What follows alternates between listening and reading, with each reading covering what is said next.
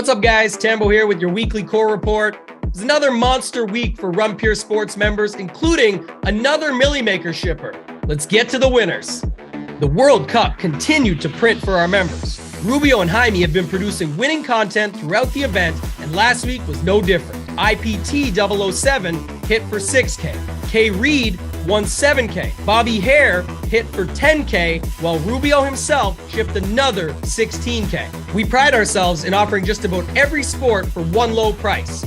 We'll put our content for all sports up against any competitor when it comes to producing winners. Steve Boynton has been on fire in college basketball, helping our members ship, as well as himself hitting for 2K. Jay Gingery 912 joined him, winning 3K. In the MMA streets, Hoop shipped for 30K using Titletown's playbook. And it's not just on DraftKings where we produce the winners.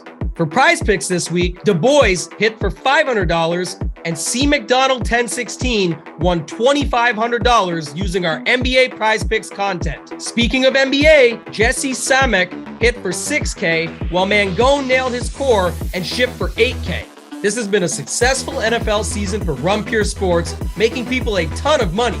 This week, we produced our second Millie Maker winner of the year. Subscribe to our YouTube channel if you haven't already to access all our free NFL content. Our members' ROI has been off the charts this season. In week 13, You Should Be turned $80 into 8K. Motor City 2 DFW turned $50 into 5K. King of the North hit for 15K, and I finished in 6th place in the King of the Beach contest, winning 40K. But the biggest winner by far was RPS member Alicia Hunt, who turned $240 into over $1 million. So typically what I do is I'll go over, the core plays, look at BigT stuff a lot. And what I did was I took bits and pieces of what I liked, and then I threw in some of the stuff that I like. Congrats again to all our members. If you want to be featured in the core report, drop your winning lineup in the Members Never Win channel in our premium Discord. If you're not a member, join now. You won't find a better value, all sports included, for one low price. While you're watching, hit that like button now. Remember, if you're not winning with us, you're watching us win. Till next time, let's keep running pure.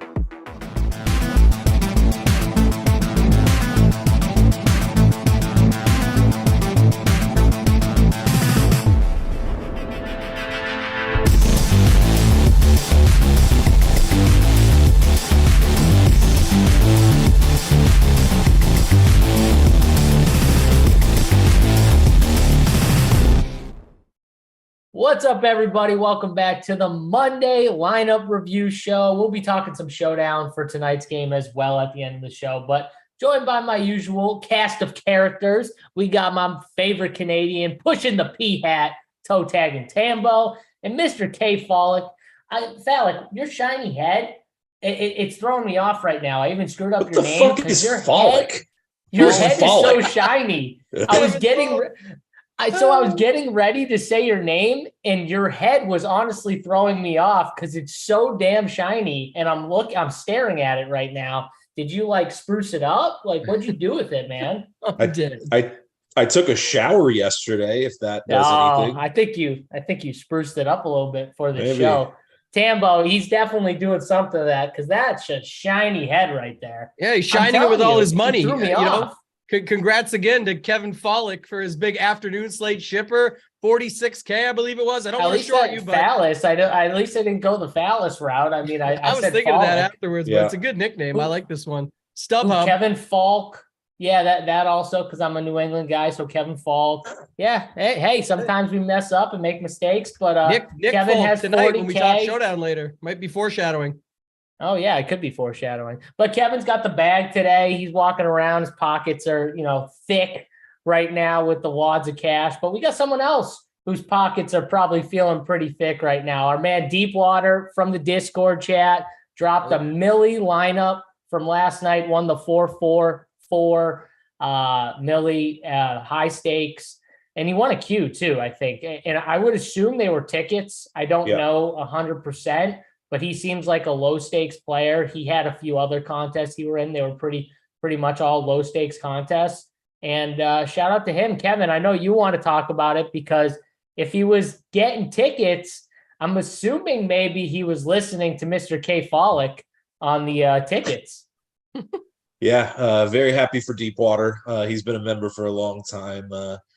Good win, really nice win. It's nice to sometimes get those tickets and be able to use them. I hope it came from a ticket. That's would make me very happy because that lineup is a solid lineup, but it's much more impressive in the 44-44 where you can win at 204 versus the $20 one that had a 272 today or yesterday. So I'm not saying that you should enter the 44-44 because it's such an easier way to play, because you can easily lose that 44-44 very quickly. But yeah, that's all the reason that you chase the tickets, and it's always nice if you throw $500 towards tickets and get a 44-44 ticket out of it. Is a nice feeling, especially when you win the Millie with the lineup that he had. It was a very solid lineup. We'll talk about it in a little bit, but it was a very solid lineup. Yeah, for sure. Tambo, I'll just bring you in here because, again, like we talk about it all the time about, taking your shots. And even if you're a lower stakes player, we always get the question, like, how do I become, playing in these higher stakes contests? How do I get there? Well, this is the way you get there, right? You take your shot. Sometimes you swing and miss, but sometimes you swing and make good contact on the ball and you hit it friggin' 500 feet in the air. I mean, the dude just had a bomb lineup, but in those higher stakes stuff, you don't need the full out nuts to win is the point. So, we don't want you just sinking all your money in higher stakes, but winning a ticket and spending, a fourth of that ticket even to get it and then to have a chance is huge. And he might have spent, who knows how he won it. He might spend $10 to win that ticket. I don't know. But it's massive for someone who plays low stakes. Yeah, should try and go back to back. We had Alicia Hunt ship the Millie, the $20 last week, get her on the show. Let's try and get Deepwater at the afternoon Showdown show today. I'm not sure what the schedule is like, but man, that's an incredible win. Like you said, we talk about tickets all the time. If it was based off that, great. Even if it wasn't, it's just hard to win. And so to go out and put that thing up and then throw it in the Discord, I'm looking forward. Hopefully they'll head down to New Orleans this week. They're in the tournament. They won the seat. So I know last minute, sometimes people can't make it or whatever, but hopefully can meet them this week in New Orleans. Excited for that. Congratulate them in person on a huge win. Another Millie Maker shipper for RPS. Love to see it. Absolutely incredible stuff. And like Falik said, good build all around, solid build. So I'm not sure if we'll have the exact screenshot to pull up for this one, but I looked at it last night after they'd posted in the Discord and just thought it was very solid. And I think they won. I was trying to look on my phone right now to find it because I had it up there yesterday, just tracking along and trying to see. I got it here right now. I thought they won handily as well, much like Mr. Panther. And it was 204, and the next closest was Two Gun at 196. So 8-point win in that field is pretty solid. If we don't have the lineup up, I can read it right quick, JSU. It was Goff, Jamison Williams. So even could have went to Chark and got even more points and blew the field out further. But Jamison Williams, Thielen on the run back, had a secondary stack of Jamar Chase and Njoku. And then it used Derrick Henry, Miles Sanders, Jerry Jeudy in the flex, and the Cowboys D didn't even need them to come through for it. The swap there, and maybe the pivot I like that I talked on the Off the Chalk show was Miles Sanders over Zeke instead of playing that with the D. Definitely could have done that, and I like that call, and it worked out. Miles Sanders put up a big day, so congrats again to Mr. Panther, and we'll meet you this week in New Orleans, hopefully. Yeah, that breakaway touchdown run at the end, he was probably going nuts because that was big for Mr. Miles Sanders. And lineup. I mean, he played Jamison Williams. He literally did one thing, but that one thing was the thing he needed, right? The 40-yard bomb. And I talked about it on my show, kind of just talking, saying, listen, like, this is what this guy can give you. Now, it might only be one play, but one play might be all you need. And he did it. It's funny, he did it like at the beginning of the game. And then I don't really remember seeing much of him after that, but it was just weird, right? Was that weird to anyone else, by the way? Like, this kid like just pops off and then all of a sudden, and then I don't see him like the rest of the game. He was wide open, but I said that on the Friday show. I was talking with Big T a little bit before the final. Shout out to our boy Big T. I know it's not the final output he was looking for, but I know he's going to make up for it this week. Excited to see him as well down there. But just to say it, like him and I talked about Jamison Williams, and the hard part was there was some good coach speak but it wasn't really something you could validate because the coach speak was, we need to find the way to get him the ball more. We need to get him out there a little bit more. But when he only played 8 snaps the week before, 10 snaps is technically a little bit more. So how much was he actually going to see? I felt very confident in DJ Chark for the $100 less. It's not about results and beating him. I'm just saying it's all good. Williams is a threat. He's a huge a guy to have for their team, just makes them that much better. He got the job done. I thought it was really risky, but that's the risk paid off to the tune of $1 million here in this one. So again, Chark could have $100 less and still had more points if needed, but I don't mind going for it and just taking it on just to take the risk, because there was a chance he could have played even more. And look how wide open he was, JSU. The guy is just an absolute threat every time he's out there on the field. It's incredible.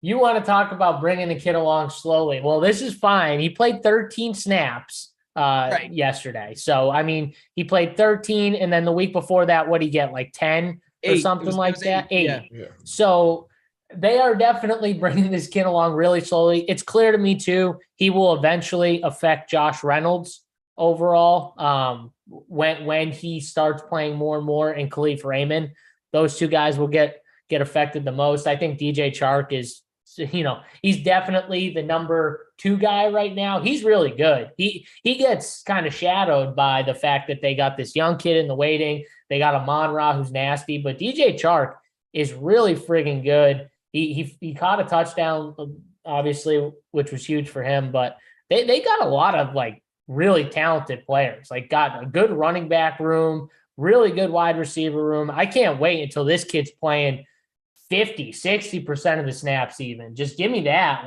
He's got big play potential, and it's hard when you've got all these good players around him that defenses can't just key in on him, right? They've got so many other pieces. So that offense should be fun.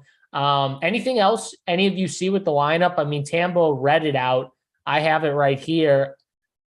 Simon can throw it up. I mean, we can run through it and get Falik's take on it. Yeah, if Simon has it and wants to throw it up, you read it off. It was literally a Goff single stack with Jameson Williams and Goff, and then he ran it back with Thielen. Had Chase, Njoku as his tight end, Jerry Jeudy, Miles Sanders, Derrick Henry, Cowboys defense. I mean, Falik, anything else with this lineup specifically? Well, I think the big thing is that Jerry Jeudy was a key to the lineups yesterday in the end, which is just funny to see when you see how he was acting. He probably should have been ejected. No, not gonna lie. Yeah. Easily should have been ejected from that game. But yeah, I think the slate was an interesting slate overall, games wise. You had the most impressive teams were probably the obviously the Eagles, but then you had the Jags and the Lions, and then you almost had the big upset of the Houston Texans over the Cowboys. And yet again, bad coaching gets the Texans the loss for the millionth time, it feels like. But it is what it is. Cleveland still looks terrible. They look absolutely awful. Deshaun Watson looks like hasn't played in 2 years, and he hasn't. And I think that it's going to be a tough sledding for Deshaun Watson fans or owners for the rest of the season. Jameson Williams, though, was a much easier play for me on FanDuel. He was the minimum on FanDuel. It's always nice to get a guy at that price on FanDuel. It opens up a lot more because the pricing is so tight overall on FanDuel slates in regards to the difference in pricing for each of the players is much smaller. You have a 6K. I'm sure guy like Thielen was 6,500 versus being 4,900 here, and then you only had a $2,000 gap to Jefferson, while here it was a $4,000 gap. So yeah. It's a huge difference, and you're wanting to get all the high priced guys on FanDuel for that reason, to be able to. Because usually those are the guys that you want because the price difference is so small. So if you're able to hit on the cheap guys, overall the build's very solid build. I don't think there's anything that I could pick out that doesn't make sense. It's a well built build. The two guys that there were 3 guys that had no correlation, but there were 3 guys that I really liked yesterday. Derrick I Henry will had a add one great thing real quick, actually, just to stop, because you mentioned FanDuel. We don't talk a lot of FanDuel. I thought it was a really strong point you just brought up on the Williams thing. Jameson Williams, to JSU's point earlier and yesterday, speaking about it, was not going to go out and pick up 6 for 80 and get you there in a PPR setting or anything like that. It worked out because the touchdown can work on both sites. I just like what your point was, Falik, where such a touchdown dependent site, it's a do or don't at stone minimum pricing, and he did. He got the bomb right away, and pretty much that was it. But that's the point of what that site's all about. And that's why you can see a guy like Thielen, again, he works out on both sites. This site, he gets you 7 for 65 and 1. That works and plays. But I can see why people wanted him, even at the little bit increased price point on FanDuel, because it's likely if he has a big game, it's going to be a touchdown or 2 versus it turned out to be 7 for 65 and a touchdown. I see it that way so often, and not enough people, I don't think, talk about that on FanDuel. They're looking at some of the other plays, like the Houston guys, maybe like a Dorsett. It seems riskier versus, like you said, you're going to catch a guy with a bomb with Jameson Williams. If he's out there and does his job for one play, even, it's likely the play that we saw him get it done with yesterday. I don't know if you have anything else to add. I just thought that was a strong point that you brought up, and we never really talk about FanDuel on here. So yeah, it's a good point. And a guy like Jameson, they're going to use him. He's going to be like the deep threat. They're going to use him for long routes, big plays down the field. They already got their, Amon-Ra, their PPR guy, the weapon. They got Khalif Raymond as a replacement for him if they need to give him a break. And then they got Chark and Reynolds as the other guys on the outside. They already got guys. Jameson is going to be like the X factor, the guy who just goes out there. He's the big play guy, the guy who catches 2 balls, Tambo, but he could have 2 50-yard touchdowns. So to KFalik's point, that's where I actually used Jameson, was on FanDuel. He was on my main team on FanDuel, and it was for that reason. I figured if he was getting there, he was getting there with 1 or 2 catches, and one of them was a touchdown. However that worked out, and it did just work out that way. You can say we got lucky. I mean, it was wide open. It was wide open, but let me add. So Mad Sox just posted in the chat, I can never eat that high price chalk D. And I completely disagree on DraftKings specifically. Again, FanDuel, it's harder for me personally to eat the chalk, to eat a high price defense, especially at chalk, because again, by being able to find Jameson Williams and a cheap defense that I felt semi-comfortable with, I was able to get everybody I wanted otherwise. Like literally every guy I wanted in a lineup, I was able to get. I built a lineup that I was very confident in with that, and I was hoping for a defense to do something, and it's all about the pricing. But on DraftKings, I think it's just different because the PPR value is such an interesting piece of the game, because you have guys like you had spots that you could attack on a PPR level once you knew Sutton was out. You knew that Hinton was in play, whether he did well or not. You knew he was going to be in play. You knew that all these tight ends are in play, and all the tight ends are cheap right now. Still, I paid up for tight end, and it bit me again. Like I keep on trying to pay up for tight end, and it's just not working. So that's a good segue, though, KFal, because I thought a big thing with this slate, which was the change from a lot of slates recently, we had a few cheap tight ends just go off. Yeah. One of them was popular, obviously, Chig, who was 2,700 or something like that. I loved him. I thought he was the best tight end play on the board. Another guy I had in my pool, which was Evan Ingram, who just absolutely destroyed the slate.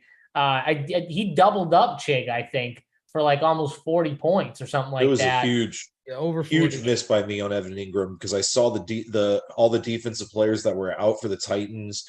David Long being out is like a massive deal. I like all the Twitter being in Nashville, all the people on Twitter are currently saying David Long's agent needs to go right now to whoever's running the team, because nobody knows who's running the Titans right now with their GM gone, and go and show the video of the backup playing in place of him and say, pay me now, because it was embarrassing what Evan Ingram was able to do to the linebackers for the Titans, and it was a miss. I even said to myself before on Friday when I saw David Long was out, I was like, oh man, somebody in the middle of the field is just going to absolutely go off, and it was Evan Ingram. You know what kept all that ownership though was everyone was afraid with Trevor Lawrence. Everyone was afraid because he busted last week as chalk. He was injured. They didn't know, was he going to be good?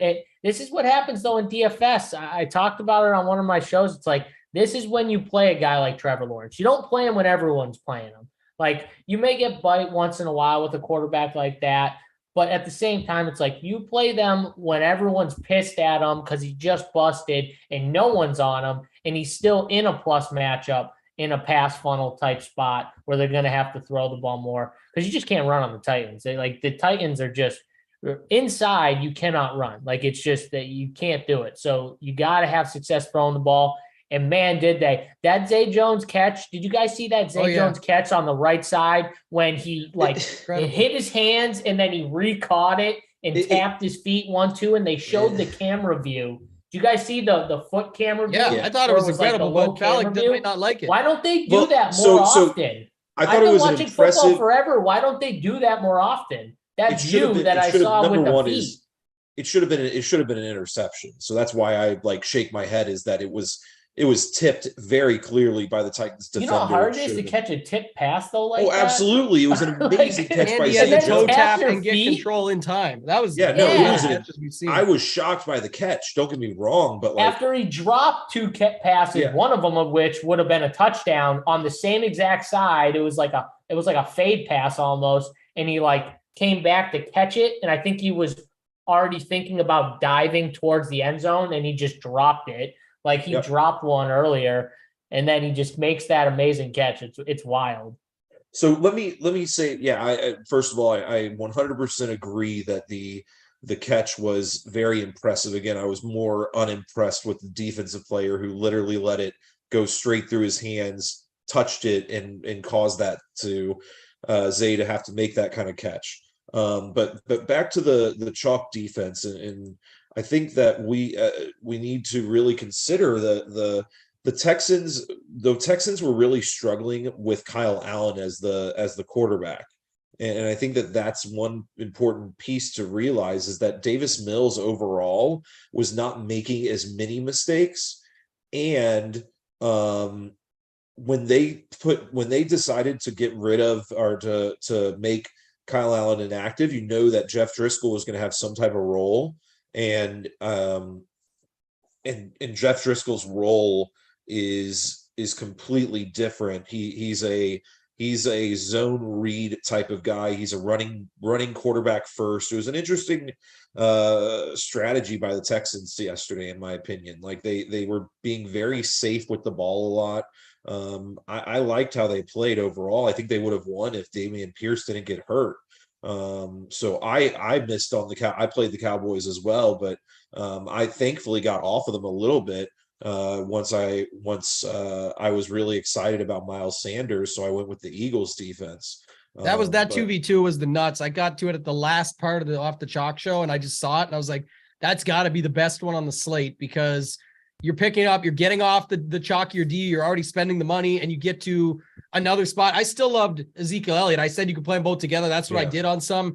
2 things that happened with that, just because we're going back to talking about the slate now. Great lineup again. Shout out to Mr. Panther. Hopefully meet him or her. I don't know who they are yet, but in New Orleans this week. But point being, 2 things. One, the setup of that we just talked about, like those 2v2s and stuff. If you can find those at the end, they're the way to go. But with Zeke, they did what I thought. Pollard obviously was the better talent. I get it, all that stuff. I love Pollard. We know that. But what happened? It just wasn't quite as I predicted. But of course, Zeke got the game-winning touchdown to get the interview at the end of the game. Like, he's the hero. Didn't get me the DFS score that I wanted. But my point being, I knew something that was going to come of that. They just kept jamming him at the end. And it was so funny because even the cameras were panning over after he got stuffed the first time for the game winner. They're like, Pollard, why is he on the sidelines? Like, get him in the game. He will get you 10 yards and you need 1. But they got to give it to Zeke. Zeke got the job done, did not jump into the Salvation Army bucket this time.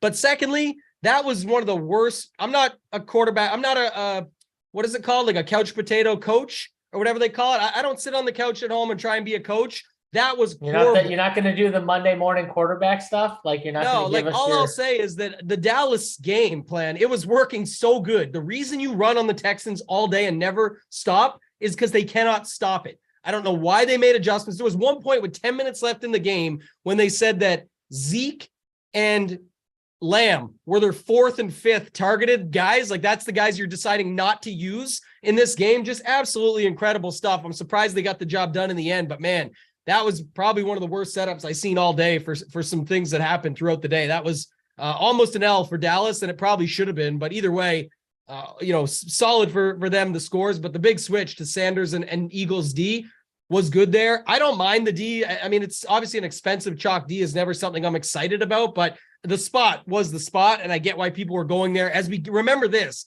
because it ties into this week as well. One thing to take away, if everyone watching, the shorter the slates get. So like we have a 3-gamer on Saturday this week. We have a 10-gamer on Sunday, again, based on all that movement. The ownership just gets even more condensed, and that can make it more worth popping off of it. Like I think what was Philly, Falik, 4%? Give me a second. I don't remember. I think they were 4% to 34. They were in this low.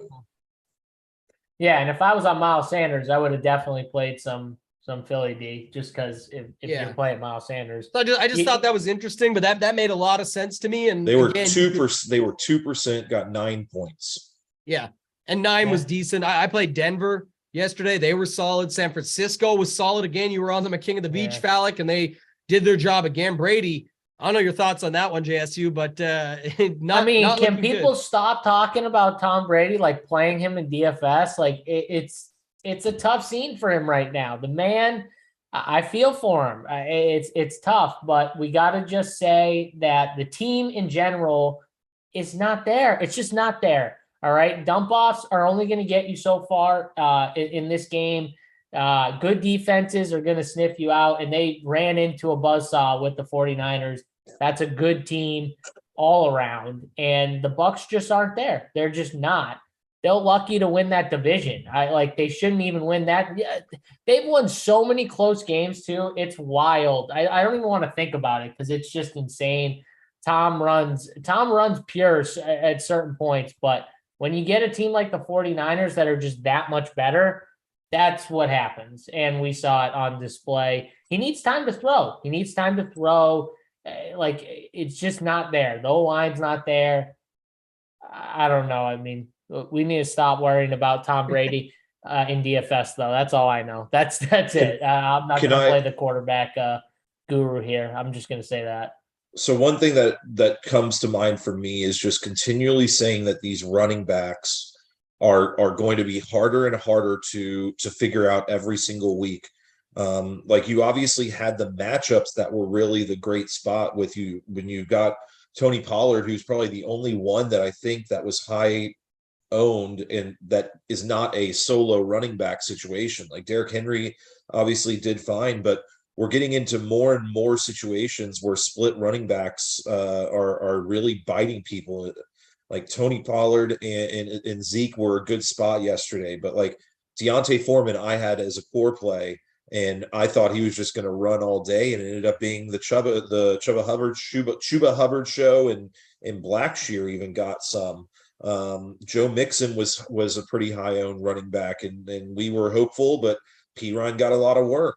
DeAndre Swift, like everybody was so high on DeAndre Swift yesterday, and man, he got 8 touches yesterday compared to 18 the week before or something like that. It's just gonna. So I got a take on that, Falik, and I think it's the key take. I think Swift is in play if you think they trail, and when they're up, I don't think they want to use Swift. I think only game stats only they ran that yesterday. Fake. They ran that fake where he got the kind of pitch out. They pulled the guard one way and pitched it to Swift the other way and tried to get him in the box. One of those plays at the end zone didn't get in, but other than the key spots, I think they're content with Justin Jackson running, when they're at midfield and first down, second down. I don't think they want to push Swift unless they are behind. And obviously that game, they weren't. It takes me back to the fact that unless the guy is super cheap, playing any of these running backs other than the ones that have very clear roles on the team is going to be harder and harder for me to play down the stretch as we get farther into the season. Like Christian McCaffrey was only 6% owned. I don't understand, looking back on it, why he was that low owned and that we weren't considering him. And it was, again, another miss by me. I know Tony had him. I don't know if either of y'all had him, but I'm going to be focusing in on who? Who were you talking about? That was McCaffrey. CMC. Yeah, I didn't have him. I mean, CMC was $8,500 at the highest price running back. I'm playing. I don't care what he did. This results oriented in the ownership. I'm still playing Jefferson for the money and fill the spot. I don't care.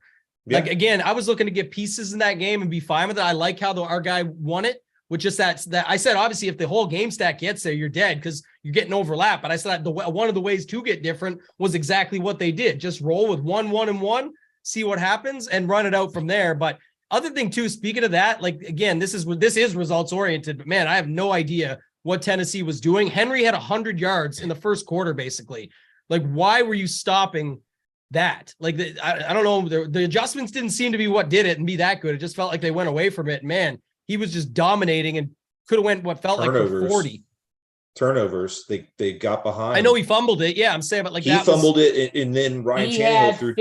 He had 14 or 15 rushing attempts in the first half. Yeah, he ended the game with 17. Yeah.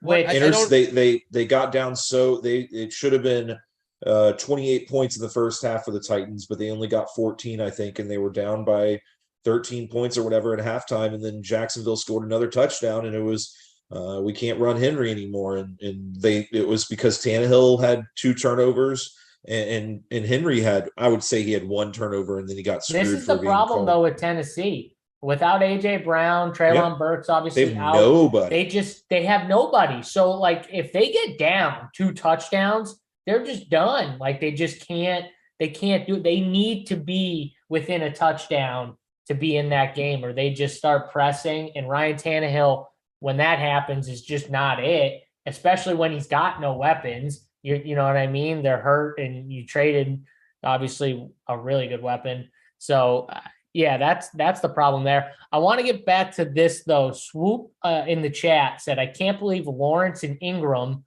isn't on here. I'm assuming he's talking about the Millie Maker lineup that's in the picture still right now. That's what I'm assuming. I could be wrong. But I'll tell you though, Swoop, this is why if you can win tickets to play in higher dollar stuff, you are competing against less like combos of players. These guys, Lawrence and Ingram, were like 3% and 2% owned in the $20 Millie Maker. Right there, that tells you that they were not going to be in a lot of the higher dollar stuff. And if they were, it would be like 1 or 2 teams max, like maybe. And this shows you that's why, though, the scores were much lower.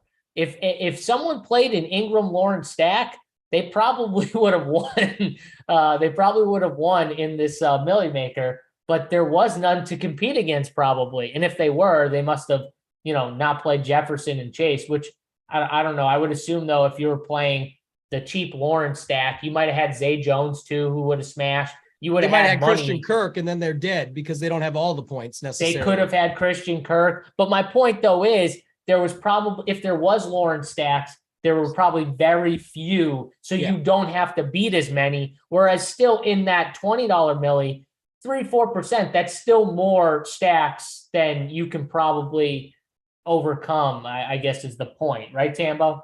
Yeah, I agree. The Kirk thing, I know the chat talked about it. A lot of people had that. I had it. I had some with Zay. We talked about it both. But one of the things too, especially in these higher stakes, like look, we just looked at our winner. It was Goff. It was Jameson Williams, who wasn't even the best scorer at $100 less, was Chark for a lot more, and then run it back with Thielen. When you're in these higher stakes items, sometimes it's just to JSU's point. It's that simple. It's Lawrence. Look, everyone's playing Henry. He's popular. I don't know if he was in that one. I can't remember if he had him, but he was 21% in the main $20 Millie. He was 21% as well. So he had Henry. So my point being, what's a way to take down that Henry ownership, if you will? You just go Lawrence, Ingram, Henry, and then fill in all the chalk that you like and that you think is good with maybe some secondary correlations. And that's enough in most cases where you don't need to necessarily double, triple, whatever, stack it up, because that's just another way to look at it. Others that have multiple seats or multiple tickets or entries into it may say, like what I talked about last week on the show for King of the Beach, when we did the Tuesday show, my other lineup that didn't do well, I went for the Cleveland-Houston game stack because if it went off, Nobody had it, and I would have won the tournament by 50 points probably. I'm making stuff up, but you get my point. No one was on that full game stack in a 75-man tournament. This is 500 people, but to JSU's point, there's not even an Ingram Lawrence lineup showing at the top because they're probably very limited to start with. And then on top of it, some of them would have had Kirk, who probably caused it to fail. Others would have had misses at the running back and situational stuff. So that's how that shakes out. Now in the $20, the winner got within 10 points of the optimal and blew the field out by 30 because they had Lawrence, Zay Jones, Ingram, Henry, the perfect setup there. Then they had Sanders, Judy, Jefferson, McKinnon in the secondary stack with Judy, who crushed for KC, and then had the San Francisco D at 10 points. That's 272 points. You're just not going to see that in a tournament like the Mega. I mean, what was the nuts? That's got to be close. It was Chase instead of Henry, pretty much. So the nuts had Falik's guy also from, he didn't play him at King of the Beach. We talked about him a lot that week, was Chris Moore. He comes back and just goes absolutely off. I think he had 7 for 78 and a touchdown, or maybe more, but he had 25. No, he had 10 for 120 something. Yeah. So let me see right quick, because the only difference in the two was he even had Jerick McKinnon. So he didn't have Chase though. Okay, so it's Zay Jones and the 49ers D versus what looks like Christian McCaffrey and the Chiefs D. Was basically the 2v2 that the Millie Maker was away from it. So pretty close. They had Lawrence, Sanders, McKinnon, Jefferson, Judy, Ingram. So maybe it was a 3v3. So, oh no, they had Judy. So yeah. No, 2v2. We don't have access to the 44-44 guys. So I want to be honest. None of three of us did not play it. But I know that I played in the 1130 qualifier. So it was 102 people in it. And it was a qualifier that was $1,130 center to get into this final. And I'm looking at the winner. It was Lawrence, Jefferson, Okonkwo, and Ingram were the only four that actually did pretty well. Pollard did fine as well, but then it missed on everything else. But it was because there are so few entries. What happened is if you look for any lineups that have Cousins or like the one right below it has Burrow with Chase, and then it has Chark, Okonkwo, Jefferson, but it also had Foreman and like the ones. And it what just was the final score? 192 or 196? 190. So 190. Yeah. So like it's there were a lot of misses yesterday that affected a lot of these lineups. Like we were just talking about Swift. Like even Dalvin Cook was pretty high owned on it. The Panthers D did okay, but then like the Pittsburgh D did nothing, and they were high owned. Cowboys defense high owned. Dolchich didn't do enough, and he was super high owned.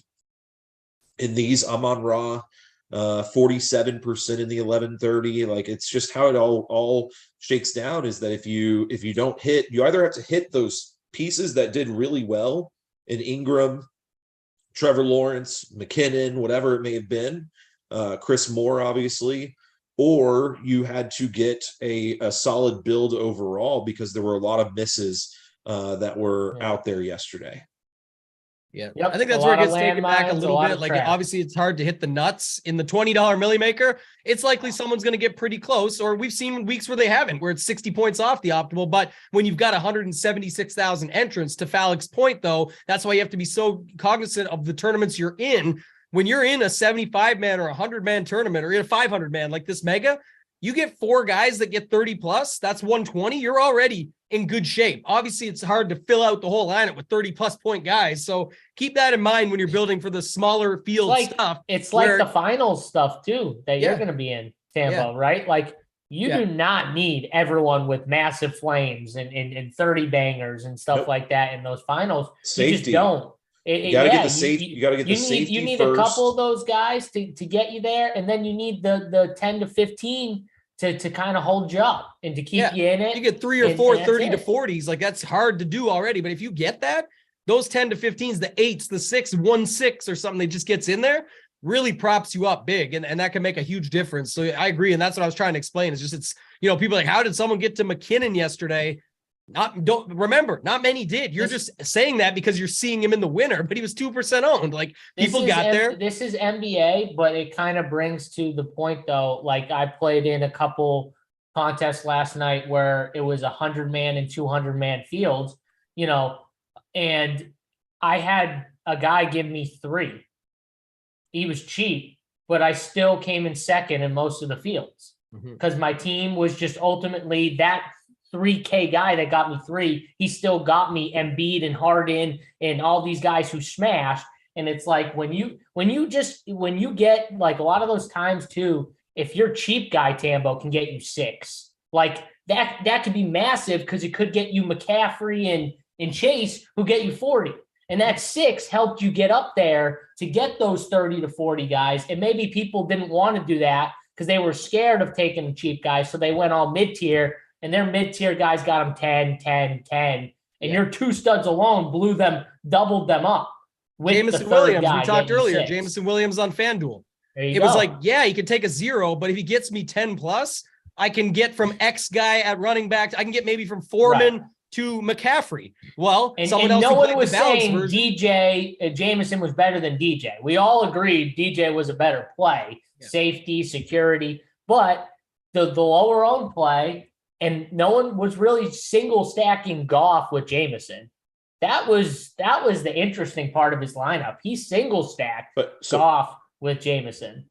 Most people played Amon-Ra with one of Jameson, DJ Chark too, right? Yeah, I thought that was very interesting. He faded the chalk of Amon-Ra, and it actually saved him in ways, fading that chalk, just playing Jameson, even though Jameson only got him 10, Goff still smashed. He got his 10. And he stayed with Jefferson, who he probably thought was the best play overall, and he probably thought Derrick Henry was second. And boom, that's how that lineup got there, pretty much. Yeah, go ahead. So on the afternoon slate, which is another example of just how it all worked, I was lucky enough to have the opportunity to win that slate overall, especially on the single entries and stuff like that. But I played the 4 highest owned players on that slate in the single entry, Foreman, Lockett, Kelsey, and McCaffrey, all 57% or more. I didn't play Geno, but it didn't matter because I got 6% Jerick McKinnon when everybody else got 40%. DJ Moore, 45% owned. Dolchich, 44% owned. Chris Godwin, 40% owned. So it's all about identifying what are the places. And I built a fully correlated lineup, and that's what got me off those guys.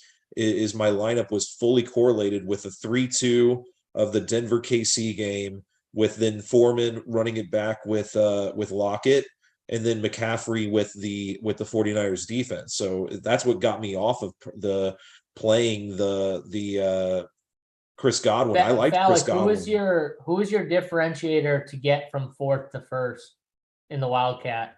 Was there anyone, or did you just get one guy? I'm assuming it was one guy, right? It's the Russell Wilson injury hurts. I can tell you that much. Why did people not have Russ at the top? Oh my God, who'd they have at quarterback? I think they had Geno. So I lost by 17 So that points. last touchdown hurt. No, they had Mahomes. They had Mahomes. It was Godwin. Godwin. So it was Mahomes and Godwin and Juju. Yeah. With Godwin, Mahomes, Juju in place of Foreman, and Godwin and Wilson and Russ. And I'm guessing it's Lockett. Yeah, it's Lockett. Yeah. So, yeah. I'll just say that one more time again too while we're here about never Mahomes. Like, well, who even you played 150 Mahomes lineups yesterday on Classic Slate. First of all, he was expensive. Second of all, lots of the cheap quarterbacks beat him and raw and point per dollar. But the point being, at least point per dollar. But I would say at least that is, you could have locked Mahomes yesterday. How many Mahomes, McKinnon, Juju pairings were you going to get in your stacks? And even if you got those, how many of those, let's say you had 10% of those stacks, you got 15 lineups now that you got to get the rest of the nuts right. I don't hate Mahomes. The chat's talking. I'm trying to help people understand why when I'm so comfortable being off a guy like him, they're like, how can you? He's the best quarterback. Look, dude's throwing hook passes for touchdowns. He's incredible talent. Can we say that there's a difference DFS between real life and DFS? Can we just all agree on that? There is difference between real life. Incredible. It's in incredible, DFS. this guy's talent. All I care about is how to win money with it. Narrow down You can't. who his guys are. Yeah. And he even said it before the season started. He's like, listen, for all you guys out there, like, yeah, we're going to be spreading that ball out. Like, you can't pin this guy down and the offense down outside of just playing him and Kelsey and hoping Kelsey has 3 touchdowns. Yeah, it's too tough. You have to commit to it. And then even if you do commit to it, did you have McKinnon in those stacks? And like I said, and how many? Sometimes the optimizer will give it to you. So you will end up with a chunk of it, but then only a chunk of that is going to have it with, I think it was Juju had the best day, right? Elsewhere, he had 9 for 74 and 1. So there's your 3-man stack. It's not with Kelsey at 4 for 71. Did you run it back with Judy and get that part right? Maybe, or whatever. But all I'm saying is not a victory lap as much as just to explain. We talk about it for theory reasons and to try and help on this show. When people say he wasn't even that high owned, it's more just like, I can't imagine wasting money on it in any format because it's just too hard to pinpoint. And like we said earlier, Falik was talking about it for like the qualifiers and stuff for this week or last week, King of the Beach. When you just roll in and say, I just need to get some of that safety in there. That's where, like, I understand when someone says, okay, everyone's paying down at tight end this week. I want to go Kelsey, Mahomes, Judy, and done. If you want to risk that and do it, I actually have no problem with that. That to me at least makes more sense, where you're committing to a different build style, a high price quarterback, a high price tight end, etc. But it's no knock on how good this guy is as a talent.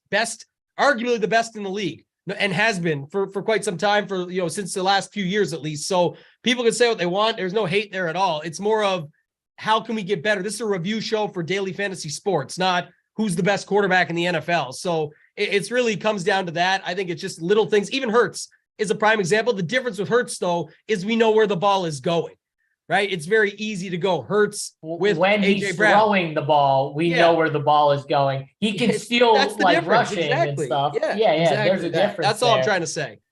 I think people gotta get the name out of their head and just look at the production and look at who's doing what and say, oh, I can pinpoint this. Well, if you can pinpoint this, then you probably will make millions of dollars. If you can pinpoint this offense outside of just saying Travis Kelsey every week, which is fine, but that's not the point. The point is you can't narrow down who to play him with. And even if you have the 10%, like Tambo said, where you have the right pairing, do you have everything else hit correctly is the point we're getting at. So it's just a tough way to stack. It's a tough guy to stack. It has nothing to do with, he's the best quarterback. That's fine. He's the best quarterback, but not for fantasy. And I don't want people to learn from that for when they're building out their player pools. A lot of people watching this trying to get better. And when I was at the King of the Beach, people asked me about MME and getting better at building their player pool. And the most common thing that comes up, people say, usually, at least what I get, DMs, things like that, is I can never narrow down my quarterback pool. It's so tough because all these guys are so good. And like, that's all we're trying to separate here. They are very good. Hurts, very good. Mahomes, very good. At least Hurts, we know where the ball goes. With Mahomes, I'll do the same. I know we're going to get to Showdown here shortly anyway in tonight's game with Kyler. At least it's got a little bit easier lately because they've got some injuries and stuff going on. But the point being, it was very hard last season, earlier this season, etc., with trying to pinpoint Kyler out as well. So it makes it a lot tougher versus some of these other quarterbacks. At least we know where the ball is going. When we talk about Trevor Lawrence, it's Lawrence, Kirk, Zay Jones, Ingram, done. And if you want to put an ETN in there, you could, but yesterday was not the best matchup for it. I don't care about Marv Jones. If he beats me, he beats me. So like that type of spot where I want it. Joey Burrow, Joey B, Chase, Higgins, Boyd. If you want to play Wilcox because there's no Hurst, done. It's a leverage playoff, mix and chalk. Like you just have those target trees where it's so much easier. That's how I get down to my quarterback pool. And that's why it becomes so much more comfortable to just X a guy, even though I know he's one of the best talents and can go off for 35 to 40. I can still X him because I wouldn't have got to Mahomes, McKinnon, and Juju with the Judy run back. And then would I even have been able to fit all these other plays that were needed on the slate to ship tournaments? I don't know. All right. Well, let's get that Showdown winner up. We can quickly hit on last night's Showdown. I already have it pretty much in my head. I'm pretty sure it was Mike Williams captain with Keenan Allen, I think Austin Eckler, the 2 kickers, and Tyreek. You guys can correct me if I'm wrong, but I'm pretty sure that was the build. So no quarterbacks in the build. Double kicker, Tambo. What you got here? Yeah, double kicker. The worst play in the world, they say, but it's been working all year. I won 3 King of the Beach sheets with it. I won multiple showdown slates with it for outrights. And so, not solo shippers, but 40 and 60K. So I'm going to continue to do it. People keep looking for their $1,400 or $2,600 guy to get 10 plus. There's a reason they're at those price tags. You do need something to go in your favor. I understand doing it in a 150 pool, and I do some of that as well. But in a lot of my main builds and stuff to ship these smaller slates, I want that floor ceiling. And most of these guys' floor is 8+. Even when you game log and you see it sucks the last couple of games, they've had 4 or 5. It's a different slate. It's a different game. It doesn't take much for them to get that. Look, Sanders is a prime example. He only got to 7. I'm not even going to get into it all last night. There was a bad beat conversation, our guy Redman in the Discord, but I'll just say, to each their own on what you feel a bad beat is, but Showdown, there's a lot of bad beats in Showdown. Showdown goes down to the last second. We've seen it work in our favor, out of our favor. But it happens to everybody that plays the game. Drew Dinkmeyer, as everyone most know, established, right? He was shipping it for $300K outright.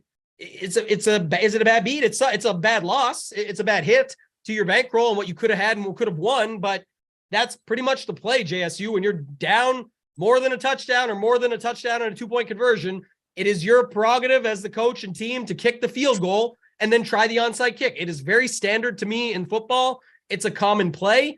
If, this is why I bring it up, not about, our guy or anybody like that. It's, it sucks. I get it. I'm saying, but people were talking about it like he sucks. Why would they go for it? He can't make the kick. Look, if I got a 52K coin flip and this guy is that bad from 55 yards and he is, which the numbers showed it, and they want to kick it. And if he misses, it ends the game. I'm taking that. That's a bet. That's better than 50-50 in my favor. So if we're flipping a coin, I want the coin that's in my favor. And it's like a 30% chance for him or a 35% chance. I'll take that all day. So I'm glad he kicked it. In me, it worked out and made me a little bit more money last night. I was very close in both the 222 and the main. I was a little bit off, but overall, I'm good with the 2 kicker builds. I'm good with riding showdown slates out till the very end because that's what it takes. That's how it goes. This build, frustrating a little bit because Eckler takes out Herbert. I had the same lineup with Herbert over Eckler in 42nd, but man, it's like, that's what happens in these showdown slates. PPR adds up. The points add up. You need them. It makes it so that it's a more unique build in this case because my chop was bigger than this. I think it only would have been for 13K or so. So I think that, solid way to build with no quarterbacks. We've talked about this in the past. We're 2 quarterbacks that can spread it around. I know that Tua typically goes to Tyreek and Waddle, but then you have to factor in price on a showdown slate when they're all 3 very expensive. So that's just really the takeaway there. But great lineup. Shout out to the winners. Huge night for some. Very, very excited to get back into Showdown for tonight, get back at it and try it again. Yeah, I mean, this team, I jumped on the Showdown show a little late last night, and I talked about how, I could see a way where, because you couldn't spend up with one of those guys at the top, captain-wise, and then have, Herbert and Tua. It was just tough to do, or, 2 other studs. So it was really just, if you played the Mike Williams, which I would say is more like a mid-tier maybe captain, you could only have 2 studs. So in this build, it was Tyreek and Austin Eckler. Obviously, you could have played Justin Herbert, though. You could have played Tua in these type of builds. But my point was, I could see Eckler outscoring both quarterbacks. I said on the show, those were things. I liked Herbert over Tua. I liked Eckler over Tua. And my point was, I just played too much of Hill and Waddle in the captain. But my point was the same. You just need those guys to beat out 2 of those top studs to be on the winner. And you saw it kind of happen that way. And that's where this build got its uniqueness, was no quarterbacks and double kicker, which we know people don't love playing 1 kicker, let alone 2 kickers in their build. So I thought it was very interesting to build, and it's kind of glad to see it win and ship. But Kevin, what did you think of the build? Oh, I feel very good about my I was very confident in my strategy of what I was going to do on the slate because I felt confident I was going to at least cash on a difficult slate with the strategy that I created, which was I was playing kickers, defenses, and any of the top 6 guys, Mike Williams and above. And the kickers were going to be in the captain spot because I only had 3 lineups. So the kickers were me in the captain spot, and if they went off, it was going to be caused hopefully by one of these or a couple of these wide receivers or running back to go off as well. And I thought I was going to at least cash no matter what, which I did. And I thought I was the opportunity to get the win was there too. The only thing that was going to stop that from happening was if Mike Williams or Keenan Allen being the lowest priced of that bunch, if either of them went off, and they both did.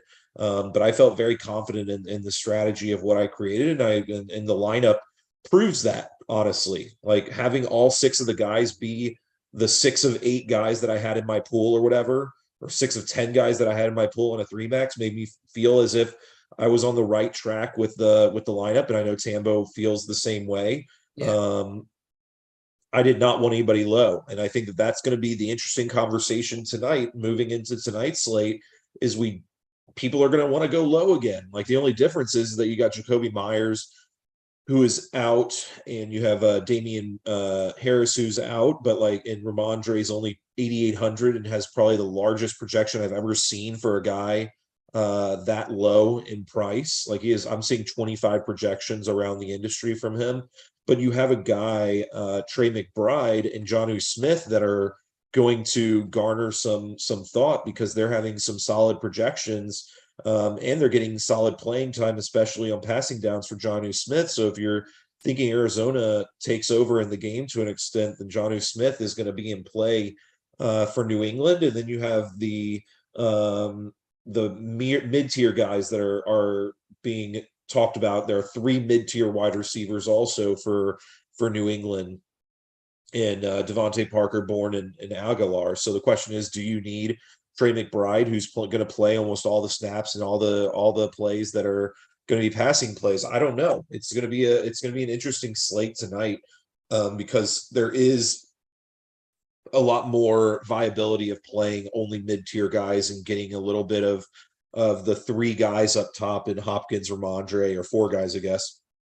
Hopkins, Ramondre, and James Conner, and finally Kyler Murray. So it's going to be a very interesting slate for tonight, I think, because I don't know if the kicker and the kicker in defense being the lowest you go is going to work, and I don't even know if you need to go that low tonight with the wide receivers for New England being viable.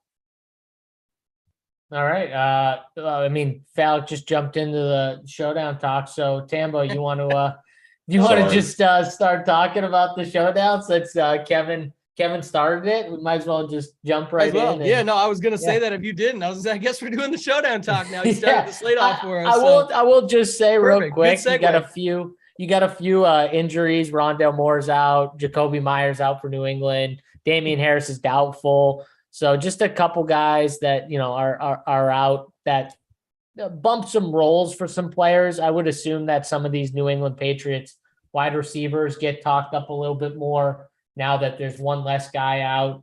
And then the tight ends, because Arizona's been bad against tight ends, and Kevin wants to keep playing Jonnu Smith, who keeps doing nothing, but it's a good matchup. So what are we doing? I want to say keep is not the word I would use, first of all.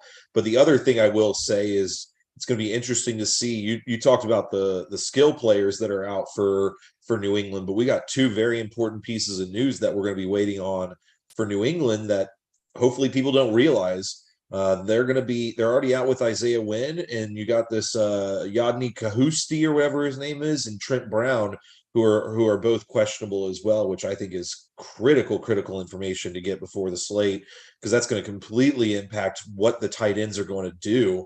If they have their 4th and 5th string tight or offensive tackles in the game, you're going to think that the tight ends are going to have to stay in a little bit on the passing downs. Well, you're right. Then Jonnu Smith might have to play more and stay in and block because he hasn't been playing that much. So, yeah, I mean, who knows? We'll have to wait and see on that news. Trent Brown, definitely a big deal. Isaiah Wynn, those are good linemen. So, Tambo, give us your breakdown here real quick on this game. That's why Falik's so sharp. That's what he's looking for. I'm always ignorant to that stuff. I'm glad I have a friend like Falik to bring that up, to keep my eye on the prize here. And throughout the day, I didn't dig in that far yet, but I never get that far. When I'm first starting off, I'm looking at some of the other stuff, and the first thing that came to mind was the aforementioned Ramondre Stevenson here, $8,800. Like, just ludicrous, that price. I don't know what he's going to be owned. It must be what, 25%, 20% in the captain, and then 80% on the slate. Like, he is going to just be massively owned here. And man, it feels like he gets there every single time. Even you talked about this last week, JSU. I believe it was you talking about, you and Big T were just sort of going back and forth, talking through the scenario. And you said, like, here's the thing though, at the end of the game, they might take till then, but they're going to check it down to him like 15 times. And then it's just going to rack up now. And you got like 7 catches down the stretch or something. It just felt ridiculous. So I don't know. It's going to be hard to make a decision there. One thing I will say though, I know he's, another disgusting play, but people don't like Mac Jones. Falik, I thought we liked Mac Jones because he spreads it around so much. And so he's always a good option in captain, that in a game like this, you get that back and forth, you could actually see him show up, and he's just a little bit more than Ramondre Stevenson. This is that pay up for probability. JSU, why would you go to him when you could just play Ramondre? But I don't hate it. And I think it's interesting. I'm not sure what I'll do for rules yet. I'll have everything laid out a little bit in the attack plan later on tonight, but I feel like everyone's situational stuff would be the minute they put Mac Jones in the captain, they say you got to use 2 wide receivers. I would probably disagree. I think you could just do at most 1, because he can do some stuff with his legs. He could eat some of Ramondre's lunch at the goal line. And then also, because he spreads it out so much, you might not get to the perfect pairing or combination if he's not going to be that high owned in captain anyway. So I do think it's at least interesting to consider something like that, where you could just get it, or he could just finally focus in on someone. That could happen, where you just see a Devontae Parker game or a Hunter Henry game, and it's him with Hunter Henry, and that's it. And then you do 4 from the other side, or a 3-3 with using a defense or a kicker or something like that. So I don't know. It's definitely a slate I'm interested in. I think it's going to be one we're going to crush tonight, because I don't feel it's like some of these slates where it's all over the map. I feel very good about the setup of this slate. I'll have more on that in the attack plan on the site later on tonight. Last night was good. Sprite Soda keeps saying he needs a good core. My core was posted, the main core. I got mine crushed as well. I feel the same way. And I will say about Arizona, I think that there's only 6 guys in play for Arizona today. So I think that should hopefully make it easier on everyone. I think we're gonna have a very good night for sure. Yeah. Yeah. So what we were talking about was that was the Buffalo game, if I remember correctly. It was a Buffalo game, Buffalo, New England, and it was a showdown game. And we were specifically talking about how we did not like New England. We loved Buffalo. Everyone was on New England. We thought Buffalo was the easy play here, and we didn't like New England's offense. So we were trying to think of ways, can we fade Ramondre? And I was just bringing it up, like, we hate New England, so we're not going to be playing Mac. And on top of it, Ramondre, if we think they're going to be losing, he's just going to get a bunch of passes and dump offs. And of course, that's how he gets there in the end. And he's on the winner. He had 13.8 fantasy points, and I think he was on the winner just because he beat the position and the other New England guys did nothing. So he gets there in the end, and it's like, that's the problem with this offense, pinpointing. And then on top of it, they bring in this like cornerback punt. Yeah, he's not even, I was just literally looking for him. He's still not he's not in the player pool. You can't even play him. You can't even play him, and they bring him in. He houses one. That's the New England offense, though. Like, sometimes that stuff happens. So, that's why it's tough. This New England offense is tough to pinpoint. I will say, like, you're going to be taking some swings, I think, at some of these wide receivers. Tambo talked about the playing the Mac Jones side. I could also see just playing like, one of these receivers, picking out your favorite one and just hoping they catch the bomb touchdown, and they're cheap enough where they get you everything else you're going to want on this slate to kind of be at the top. The problem is picking the right one, obviously. They still got 4 guys they'll use mainly, and then I'm sure they'll bring this kid in and give him at least one chance. He already housed one. They probably do bring him in and give him another chance, but that's the thing with the Patriots offense. I could see the kicker disappointed last time. I could see the kicker having a better game here. I'm going to go back to the kickers. I like the kickers in this spot. But I'm going to take some shots on these wide receivers for sure. And the Arizona side, I think, is a little tougher for me. I don't like James Conner at 10K. I hate paying those price tags for like Kyler and stuff. I don't know about you guys. I feel like who do you guys have in this game? Because I feel like I like the New England side of this game. Do you guys like the New England side more or the Arizona side? I didn't think about a winner, but I definitely like the New England side for DFS. So like I said, I feel good about how I'm setting things up. Like Falk said, it's a tighter pool, I think, for both him and I, but I do feel good about New England in this spot being able to keep up. So but Arizona, but Arizona's pool is so tight. Like if you really think about it, and I'll just even name off the names, it's your top 4 guys: Hopkins, Murray, Connor, Brown. And then it's the defense, the kicker, and then McBride. Like I don't even like. You can throw some darts at other guys if you want to, but like, what about Falk, some Dortch? You don't like Dortch? You don't like Greg Dortch? Throw some Dortch. No. Really? No. Wow. Poor Falk. Like I thought you said you were shipping tonight. No. Not if you're not playing a little Greg Dortch. Not some Dortch. All right. That'll be interesting. I think I kind of like Greg Dortch, but like, do you think that he's going to be the only wide receiver that's going to get the run when you have AJ Green and you still have Robbie Anderson, unfortunately, on that team? You think they're just going to... You said AJ Green and Robbie Anderson. I'm just saying who they have. I'm not saying I want to play him, but like, I'm saying how does that he... So for Trey McBride is probably going to come in actually slightly less owned than Dortch for $200 less. Maybe it's 15, 20 or 12, 17, something like that. But my point being, they all still affect each other. Like, realistically, obviously Hopkins eats all the target share. Marquise Brown is going to get some, but then I don't know, Dortch and McBride maybe are, I don't know. I'm not playing them together, I don't think, but at most one, and you just hope to fit them in throughout your builds. I could do that. I feel like think they're both viable. I feel like for one, they could throw Brown in the slot, I guess, a little bit more. They could use Hopkins in the slot a little bit more, but I feel like majority, they want those guys on the outside. AJ Green plays outside too a lot. I feel like Greg Dortch inside, it just makes a little more sense for him to get some more run with Brown specifically back. If Moore was back, I don't think Greg Dortch would really play. But Moore's out. I feel like it's more Greg Dortch over guys like AJ Green and Robbie Anderson. That's what I'm doing. That's what I'm hoping for. Maybe. But if I'm right, I think, like Tambo said, I think most people will play Trey over him, right, Tambo? I actually think as much as people will say that, I think when it comes down to it, because the more injury and whatnot and people not liking AJ Green's price is ridiculous, by the way, too. That's another problem. So there's that. He's like 5K or 5,800 or something along those lines. And then 5,200. And then you've also got Robbie Anderson is 1,800, but he's dust. So I think it would be more that people will talk about Trey McBride, but probably click the button on Dortch. And so I think Dortch could be 15 to 20 range, whereas McBride could be 10 to 15, maybe he comes in at 12 or something. I just don't care if it's 12 or 15. We talk about this all the time, JSU. It's not like you're picking up huge leverage going to 12% over 15%. Just play the guy you think is going to fit in and make sense for you. So I got no problem playing a mix of both of them there. That's why I have one more guy than Falk. Yeah, I think there's some solid, like the ranges are solid. I think you get some solid mid-tier guys. I think you get some solid cheapies. I don't really like a ton of do you guys see any like $200 guys or someone like really cheap that you guys got? I don't really see much in that range though. No, and that's why I think he's that's why the slate's going to be. Yeah, I mean, he's in play.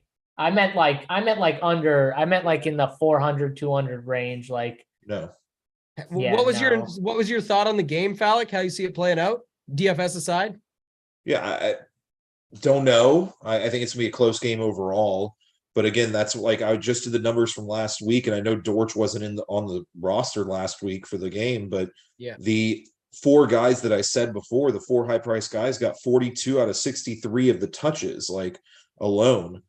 Targets plus touches, they got 42 of 63, which is very significant for those that don't realize that's a very significant number when you're talking about 4 guys on an offense getting that many touches. That sounds like 21 targets available for Greg Dortch. Yeah. That's what it sounds like to me too, Tambo. He's gonna go off. May as well get him in the captain. Jeez. I mean, maybe. I'll be interested to see what a guy like him, what his ownership actually comes out to be in the end. That'll be interesting for sure. But yeah, I think this game, I think it'll be a close game too. I do like the New England side, but that Falik's probably right, Tambo, where like Arizona might be a little easier to call for DFS.